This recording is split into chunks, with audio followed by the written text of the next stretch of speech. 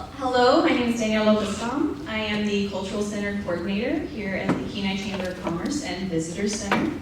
And we are kicking off our 2025 exhibit and lecture series. So basically every month we will be rotating out the exhibits that we have on display.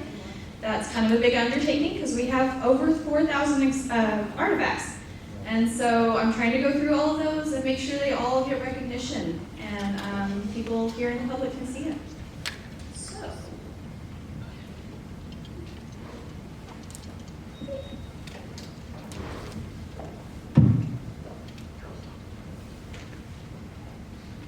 So for those of you who are unfamiliar with the Cultural Center and what we do, I wanted to properly introduce ourselves.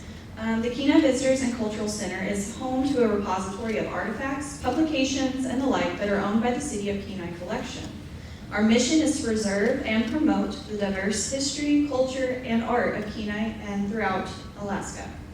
We currently house roughly 4,000 artifacts and items that pertain to our mission. We accept items that pertain to the culture, history, industry, and events that are relevant to Kenai and Alaska. Items that can be found in our collection include archaeological artifacts, many of which you've seen on display today, oral history transcripts, early homesteading tools, taxidermy pieces, geological samples, photographs, and much more. We also have a large collection of Alaskan Native artifacts, many of which you've seen today as well. And we work closely with the affiliated Alaskan Native tribes to ensure we are representing their culture appropriately when storing and displaying these items.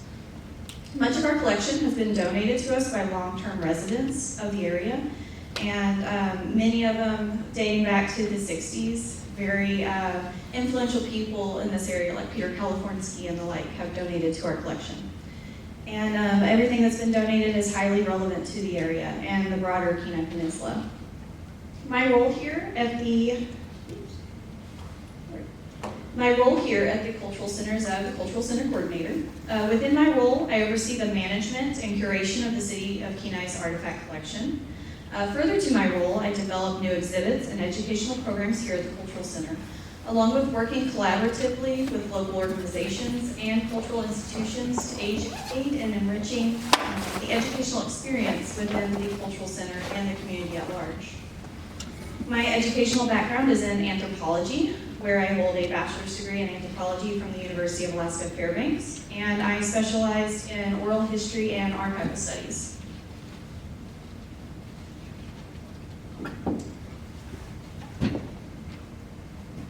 I can't multitask very well either, so excuse me. I came on board here at the Cultural Center in July of 2024.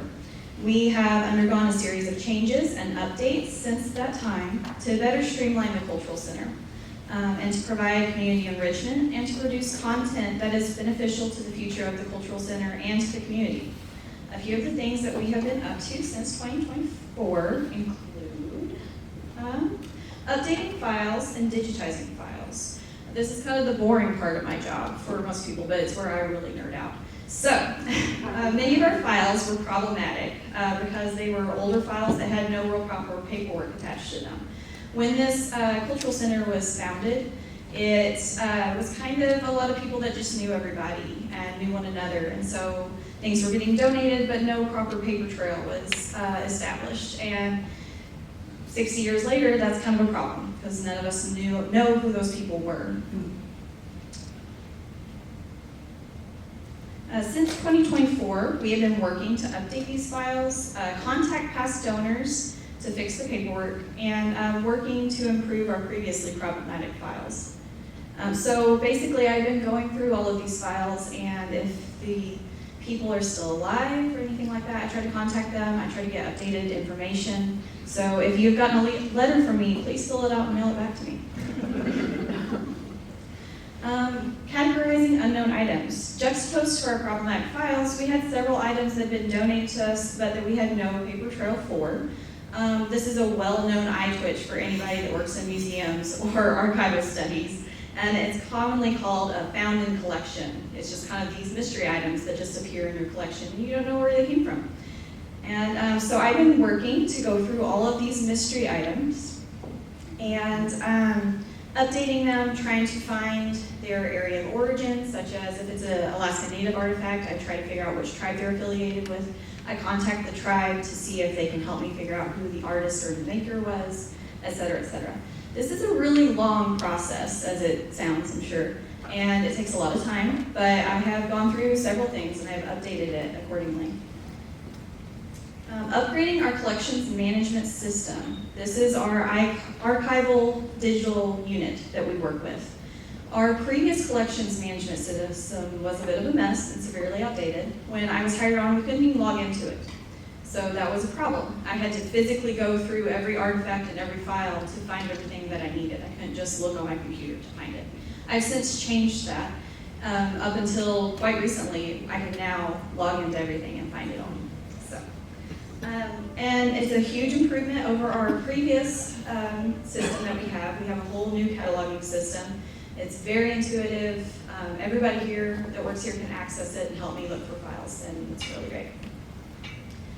Improving our storage of artifacts. Our previous storage methodologies were a bit random at best, due largely to successive changes in the cultural center. Change of hands, different people coming in. And so things were just kind of shoved here and there. And so we've been working on fixing that. Sam and I have bought updated storage containers that are museum quality to properly store all of these items. Community outreach and involvement. This has been my favorite part because I love, not necessarily public speaking, but I love emailing and calling people on the phone to talk to them about community involvement. And we've been working with and collaborating with local organizations and cultural institutions to ensure our displays are accurate, that we are depicting items appropriately and respectfully, and that we are providing the right resources when people want to learn more. So with that, I've been working with the Kenai and other organizations to make sure that every sign that I make and stuff is historically accurate, is appropriate, and that I'm being respectful to their culture. And I've been doing that with all the other tribes that we represent as well. And kid-friendly. This one was really a kind of a passion project for me because as a mother of 5 children, when I first got on here, I realized that kids were not interested in the museum. My kids did not want to be in there. They were not interested, and I noticed other children weren't as well. And so I wanted to make it more kid-inclusive, kid-friendly. And so I've set up a kid zone that you probably see back there. And I wanted to create children-specific exhibits. So like this month's theme, we have children's clothing that tie in. So the kids can actually see like what children their age would have been wearing and doing during that time frame.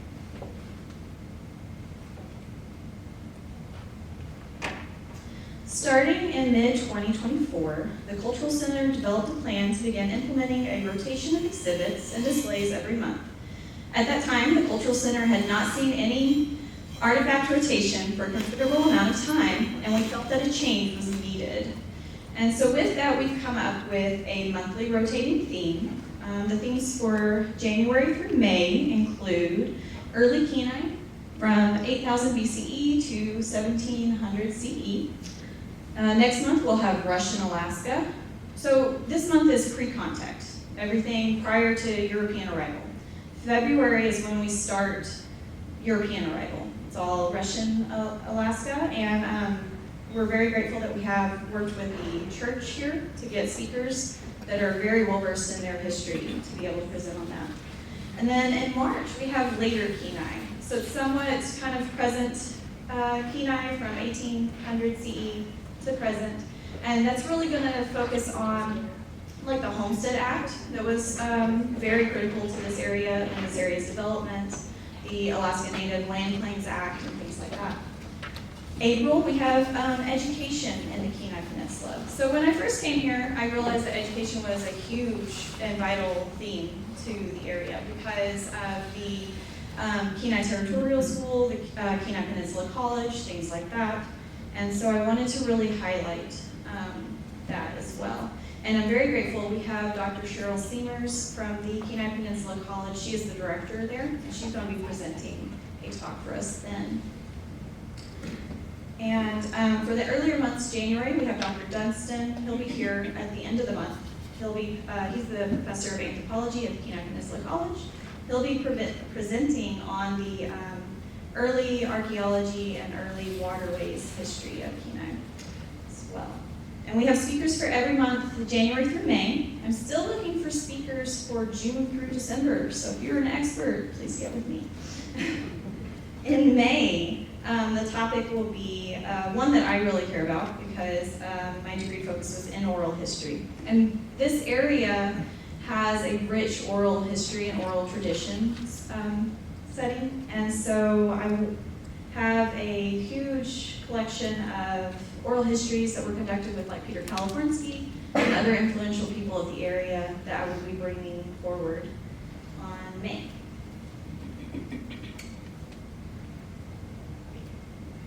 And again, as I said, Dr. Dunstan will be presenting, so please come to that. That will be January 29th. In February, it will be Dorothy Gray presenting. She'll be presenting February 21st.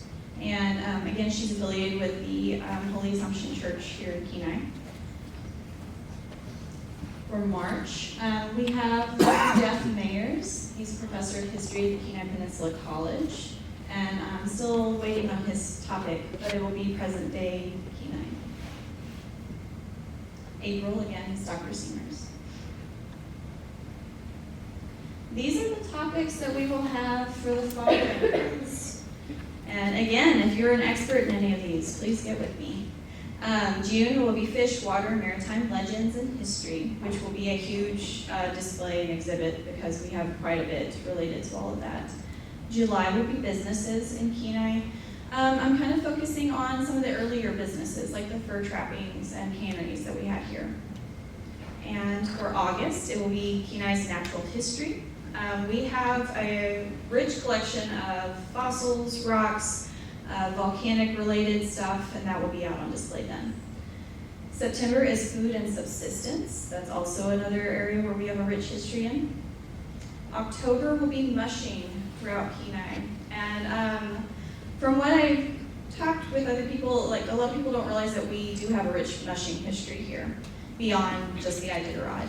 And mushing was a huge part of traveling to the area schools when they were established and things like that. So we're going to highlight all of that. November will be the military presence, especially Fort Kenai and that sort of history. And then December will highlight oil and gold in Kenai. Here at the Cultural Center, we've striven to find speakers who are experts in their fields for which we will be presenting on. Many of these individuals are trained anthropologists, historians, educators, and culture bearers.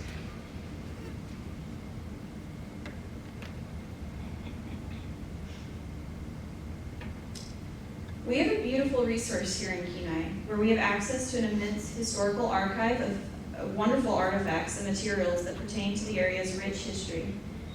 Here at the Cultural Center, we have been working ardently to ensure that these wonderful pieces are being properly stored, cataloged, and displayed to the public for educational and cultural enrichment. When people come here and can see items on display with their family members' names attached to that item, the joy that they express at being able to come and see these items being preserved and just being visible for public education is really important and really validating. It means this work matters.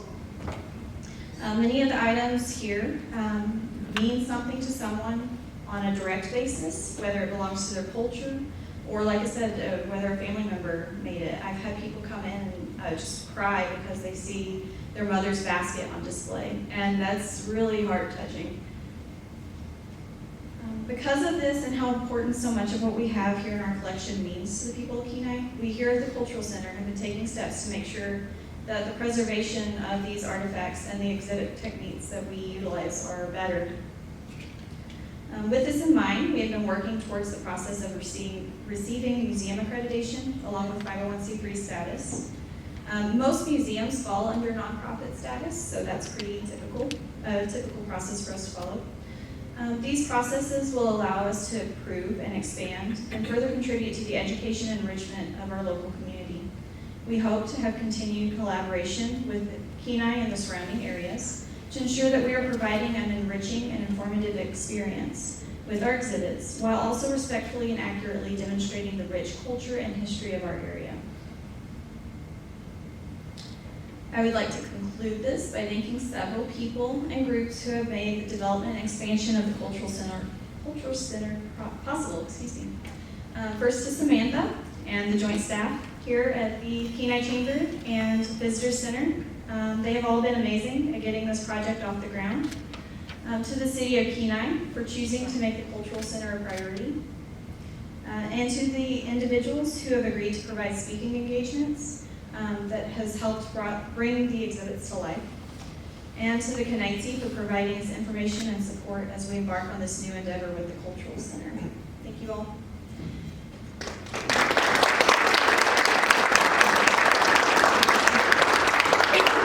I want to wrap this up by saying that all of our presentations and talks are free. But Sam would really like it if you RSVP, please. So email, call, Facebook, all of those things. The information is up there for you. So do we have any questions? Turn off the mic. I can't turn off the mic because the Yes. Do you know before today's reopening how long it's been since the display in the center was last refreshed? So all of my paperwork indicates that 1993 was the last time that we had a true rotation of all the exhibits. Yes. Do any of your items, you share them with the Kenai Cabin Park? Do you guys have a collaboration? I'm sorry, I couldn't hear that very well. She was asking if we share the artifacts with the Kenai Cabin Park. Not really. So when we first were established, the Kenai Historical Society helped us get started. We have a lot of artifacts that came from them, and I think there was a lot of cross-collaboration back then, but we're still new and trying to get this freshened up, so no. Yes. Will the exhibits also rotate on a monthly basis as your speakers? Yes, so every month there will be a new theme, and it will be the themes that I listed on there. So Sounds like a lot of work. it's a big undertaking.